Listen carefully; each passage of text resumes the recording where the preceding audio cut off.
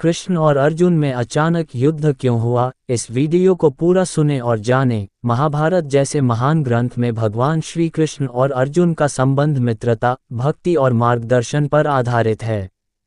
लेकिन एक कथा ऐसी भी है जिसमें दोनों के बीच एक अचानक युद्ध का उल्लेख मिलता है।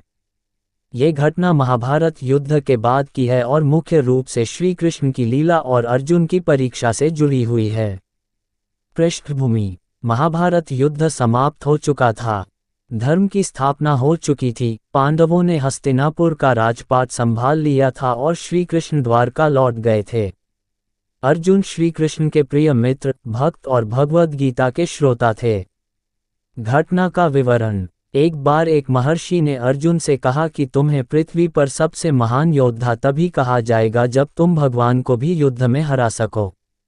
अर्जुन को ये बात अहंकार में ले गई और उन्होंने निश्चय किया कि वे श्री कृष्ण से युद्ध कर अपने शौर्य को सिद्ध करेंगे। अर्जुन ने श्री कृष्ण को युद्ध के लिए ललकारा। श्री कृष्ण ने पहले तो अर्जुन को समझाने की कोशिश की, लेकिन जब अर्जुन नहीं माने तो उन्होंने युद्ध स्वीकार कर लिया। युद्ध की शुरुआत: दोनों ने धनुष उठाए। अर्जुन ने गांडीव और श्री कृष्ण ने सुदर्शन चक्र। पृथ्वी पर भारी कोलाहल मच गया।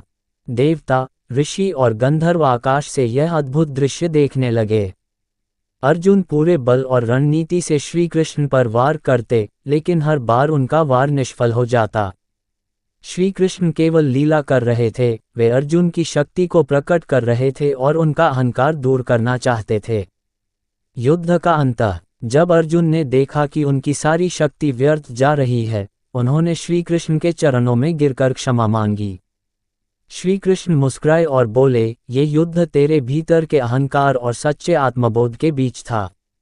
अब तू पुनः मेरा सच्चा भक्त बन गया है। निष्कर्ष: इस कथा का मुख्य संदेश यह है कि भगवान से भी श्रेष्ठ बनने का प्रयास जब अहंकार से प्रेरित हो तो उसका अंत विनम्रता और भक्ति में ही होता है।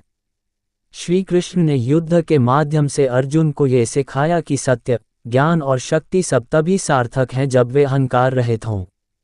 क्या आप चाहेंगे कि मैं इस घटना से जुड़ी कोई और पौराणिक कथा या संदर्भ भी बताऊं?